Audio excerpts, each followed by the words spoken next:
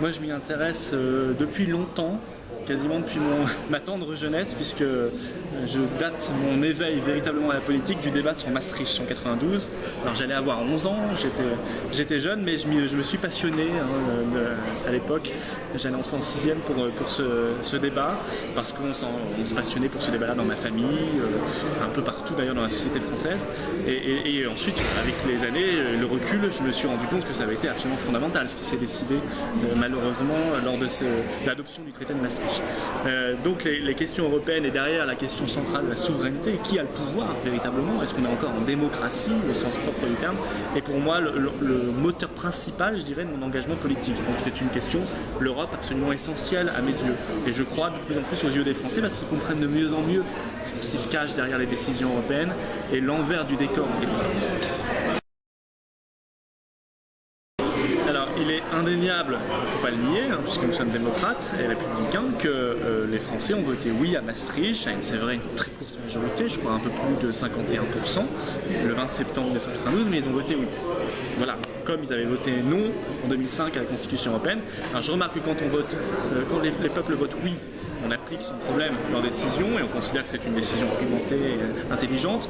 En revanche, quand ils ont le malheur de voter non, en France, on l'a vu aussi aux Pays-Bas, en Irlande, ou au Danemark, soit on les fait revoter ad nauseam jusqu'à ce qu'ils votent non, soit carrément, comme ça s'est passé en France, on fait passer le texte par le Parlement, de manière là totalement antidémocratique et illégitime.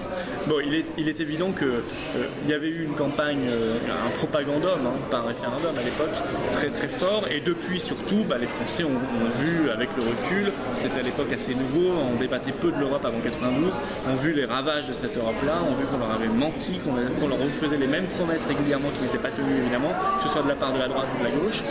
Et bien sûr, je pense qu'aujourd'hui, ce traité serait balayé par les peuples, et c'est pour cela d'ailleurs qu'ils ne veulent pas, dans les différents gouvernements, faire des référendums. C'est pour ça qu'on ne veut plus faire de référendum, qu'on n'en fait quasiment plus, et c'est pour ça que nous demandons dans notre projet que les référendums soient obligatoires, que ce soit écrit dans la Constitution, sur un certain nombre de sujets, et notamment lorsqu'il s'agit de ratifier un traité européen. Moi, je crois qu'il y a un problème en ce moment de manière générale, c'est qu'on confond la politique avec l'expertise technocratique. C'est-à-dire, la politique, c'est fixer un cap, c'est faire des choix entre des grandes orientations. On n'élit pas, normalement, quand on élit un président de la République, on n'élit pas un chef de bureau à Bercy. Voilà. On ne lui demande pas de connaître, de mettre les mains dans la technique bureaucratique, on lui demande de fixer un cap pour le pays pour les 5, 10, 15 ans qui viennent, voilà, au moins. Et c'est ça ce qu'on ne comprend plus aujourd'hui dans le débat démocratique. La question des référendums est très intéressante de ce point de vue-là. Quand les peuples votent oui ou votent non sur un traité, ils votent oui ou votent non sur une question éminemment politique, sur une grande orientation. Malgré tout, même si ce sont des textes compliqués, les Français ont compris, parce qu'ils s'y sont intéressés, qu'on allait avec ces textes-là vers une Europe plus fédérale, donc moins démocratique, qui reposait moins sur les nations, et une Europe quand même qui faisait le choix d'un certain modèle économique, qui ne laissait pas des marges de manœuvre suffisantes aux gouvernements nationaux pour qu'on puisse considérer qu'on est encore en démocratie. Et à partir de là, les peuples se déterminent sur des grandes orientations politiques. Et il est donc à la fois irrespectueux pour les citoyens et faux du point de vue de ce qu'est la démocratie, de dire que les peuples seraient incapables de trancher sur les référendums, sur les traités européens. Ils sont parfaitement capables de trancher parce qu'ils tranchent sur des grandes orientations économiques. Ils ne tranchent pas sur l'article 322B, ils tranchent sur des grandes orientations. C'est pour ça qu'il faut faire des référendums. Après, la technique, c'est pas, on n'est plus dans le domaine de la politique. Quand on dit par exemple, il faut dissoudre ensemble de manière concertée la zone euro, on n'est pas les seuls à le proposer, il y a d'autres forces politiques qui le disent, et il y a surtout beaucoup d'économistes et de plus en plus qui le disent. On n'est pas là, nous, pour dire, voici les 32 étapes qu'il faudra mettre en place, contrôle l'échange, etc. Il y a une administration pour le faire. Il y a des économistes pour éclairer tout ça. Le politique, il est là pour dire on a pu faire la monnaie unique, on pourra faire le retour aux monnaies nationales. La technique suivra et ça se fera. Il y a des économistes qui l'ont expliqué très bien, je pense à Jacques Sapir qui a expliqué tout ça en détail. Et aujourd'hui, on est dans une sorte de confusion. Le débat politique, c'est la politique, c'est les grandes orientations. Le débat technocratique, c'est le travail des hauts fonctionnaires et des fonctionnaires et des experts. Alors, je vais vous dire, le projet du Front National sur les questions européennes et sur tous les sujets, il est d'une précision inouïe, notamment quand on le compare à ce qui est proposé par l'UMP et le Parti Socialiste. Il suffit d'aller sur le site du Front National, vous avez la rubrique projet, j'invite tout le monde à le faire, et vous avez 5 grands domaines et à l'intérieur 32 thématiques, et ça va faire un peu plus de 100 pages de projets, d'analyses et de propositions. Donc nous avons un projet extrêmement concret, extrêmement précis. Pour le reste, quand on parle de la question de l'Union européenne, oui, nous considérons qu'il faut un référendum sur la sortie de la France de l'Union européenne, ce qui sera de fait la fin de l'Union européenne. On ne fera pas croire à personne que l'Union européenne pourra continuer d'exister, subsistera sans la France, qui est la puissance centrale du point de vue politique, du point de vue géographique, du point de vue économique. Pourquoi il faut faire ce référendum? Déjà parce que ce référendum, ce sera une arme. À partir du moment où vous annoncez que dans un an, de toute façon, vous faites un référendum, vous avez une arme considérable pour négocier, pour renégocier des points qui nous paraissent essentiels, comme la supériorité du droit national, comme le protectionnisme qui doit être possible, comme la fin de l'euro, comme la fin de Schengen, par exemple. On cite 4 points essentiels. À partir du moment où soit les autorités européennes ne veulent pas renégocier, et de toute façon on fera le référendum, voilà, et les Français en tireront les conséquences. Soit ils veulent renégocier, et l'Union européenne, qui s'appellera l'Union européenne qu'on aura un an après, ne sera strictement plus la même. Ce sera une coopération entre nations souveraines. Je me suis dit, oui, il y a une facilité, c'est que tout le monde lui est tombé dessus. A raison, parce que c'est complètement stupide, il dépasse son mandat, c'est inadmissible, là on est parfaitement d'accord là-dessus. Mais moi j'ai été amusé de voir l'UMP, le Parti Socialiste, lui tomber dessus en disant ah, ce monsieur Barroso c'est insupportable, vivement les élections européennes de 2014, comme ça on pourra le remplacer. Le problème en Europe c'est Barroso. Non. Ça c'est une escroquerie de plus. Le problème en Europe c'est pas Barroso. Je veux dire, le problème, ce qu'on a vu dans cette déclaration, c'est un système qui s'exprime. Alors un jour son porte-parole c'est Barroso, le lendemain c'est quelqu'un d'autre. Ça peut être, comment il s'appelle ce personnage totalement insipide, sans aucune légitimité non plus, Van Rompuy. Soit peu importe, soit c'est un commissaire lambda, ça n'a aucune importance. Je veux dire, ce qui s'exprime là, c'est la violence d'un système qu'on impose au peuple, qui remet en cause les choix des peuples, qui remet en cause leur modèle, qui peut compter sur des gouvernements serviles. Parce que je ne veux pas accabler l'Union européenne. S'il n'y avait pas des gouvernements serviles, il n'y aurait pas ces désastres. Parce que les gouvernements en France depuis 30 ans, que ce soit le PS, le RPR ou l'UMP, se sont succédés et ont mené les mêmes politiques et adoptent ensemble les directives et les traités. Donc voilà, accablons l'Union européenne. Barroso est un porte-parole parmi tant d'autres, particulièrement c'est vrai peut-être arrogant, mais pas plus que ça. Et c'est pas en changeant Barroso par monsieur Lambda ou mademoiselle Lambdo qu'on pourra changer l'Europe, évidemment. Ça c'est une escroquerie et personne ne tombera, je crois, dans le panneau. Le marché transatlantique, je suis très heureux qu'il arrive enfin dans le débat. C'est pas évident de parler de ce sujet-là, c'est jamais repris, on essaie depuis des années, et c'est très compliqué de briser le mur du silence. Là, il arrive dans le débat. C'est une question très grave, parce que c'est, vous le savez, un accord de libre-échange total entre les États-Unis et l'Union européenne, qui s'inscrit d'ailleurs dans un cadre plus global. Les États-Unis sont en train de négocier beaucoup d'accords de libre-échange pour essayer de créer une espèce de ce qu'on a appelé, nous, un OTAN économique.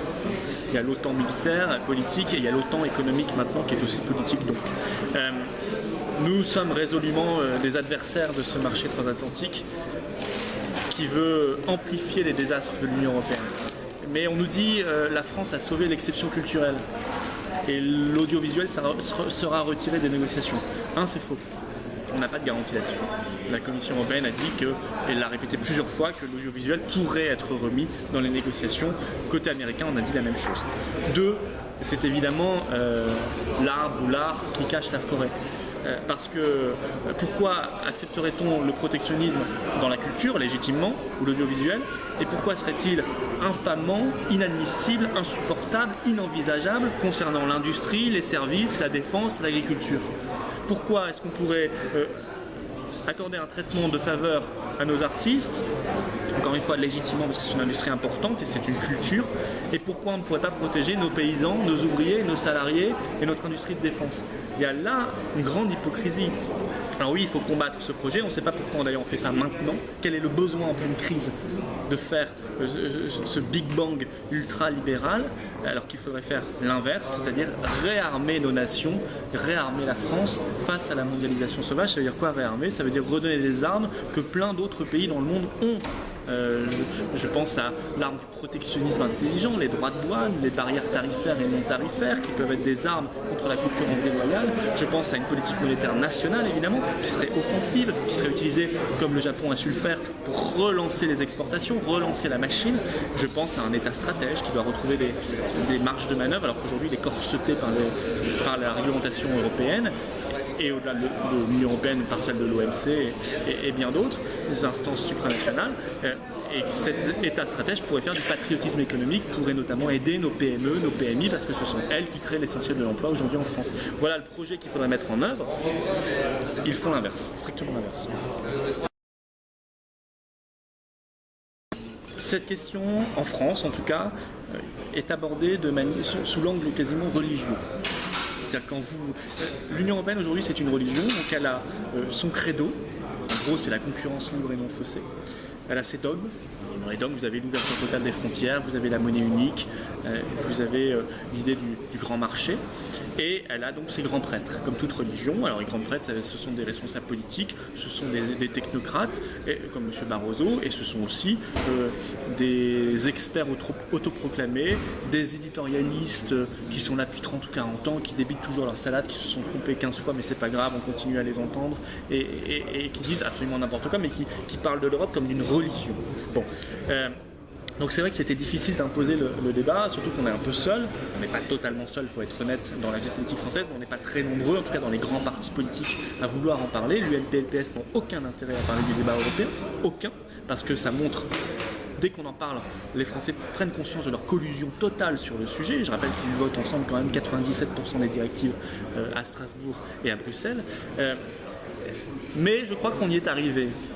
On y est arrivé, on l'a imposé depuis quelques années dans le débat public. Aujourd'hui, il n'y a quasiment pas une semaine ne passe sans qu'à un moment ou un autre, dans le débat public, dans l'actualité, on parle d'une question européenne. Parce que les Français se sont rendus compte, et certains médias aussi, il faut être honnête, que l'Europe était partout en réalité. Vous abordez la question des délocalisations, il y a une question européenne. Vous abordez la question agricole, il y a une question européenne. Vous abordez la question des Roms, il y a une question européenne. Vous abordez même la question des programmes scolaires, des endroits où on ne croirait pas. Et oui, il y a une question européenne. Les retraites, vous l'avez démontré vous-même, il y a une question européenne. Même le mariage homosexuel, il y a une question européenne. Voilà. En réalité, cette question-là, elle est tellement présente, la défense, je pourrais multiplier les exemples comme cela, que les Français ont fini par faire les liens. C'est plus simplement pour eux une boîte noire, une chose abstraite qui relèverait simplement de la politique étrangère. Non, non, c'est très concret, ça a un impact dans leur vie, dans leur porte-monnaie, dans leur usine, dans leur bureau, dans leur salle de classe. Et ça, c'est la grande victoire de ces dernières années, notre grande victoire idéologique. C'est qu'on a réussi à imposer ce thème-là et à donc devenir le centre de gravité de la vie politique française. Nous, on parle beaucoup de l'Europe, on en parle beaucoup. On a fait par exemple, c'est vrai, en février 2012, en pleine campagne présidentielle, un colloque. Il y avait M. Rosa qui était là, Monsieur Norman Palma et troisième économiste très connu, Monsieur Lafay, autour de Marine Le Pen, et ils ont débattu pendant 1h30. Ils ont échangé sur l'euro, notamment sur des vraies questions de fond. Les médias étaient évidemment invités, mais vous savez ce qui est sorti de cette réunion-là? 2 images pour illustrer les signatures pour les parrainages à l'élection présidentielle. Parce qu'on était en pleine quête des parrainages, donc les médias sont venus, il n'y a pas de problème, ils étaient tous là, mais uniquement pour demander à Marine Le Pen quel était le chiffre du jour. Combien avez-vous de signatures? Alors le 432, 434, combien par rapport à hier de plus, etc. etc. Et personne, je crois, il y a peut-être une dépêche AFP maximum, n'a relaté ces 1h30 d'échange, pourtant extrêmement intéressant. Vous voyez comment ça fonctionne. Et c'est pour ça que c'est très compliqué, et qu'il faut y aller, remettre 100 fois le métier sur l'ouvrage, parce que c'est difficile de briser ce mur, parce que beaucoup d'acteurs ont intérêt à ce qu'on ne parle pas de l'Europe aujourd'hui. Alors à nos militants, à nos adhérents, on en parle beaucoup. Nous, on fait des fiches argumentaires hebdomadaires sur tous les sujets, et souvent il y a des questions européennes. Voilà, on fait des séances de formation. C'est normal, et je crois que les adhérents et les militants du Front National sont particulièrement sensibilisés sur ces questions-là. Oui.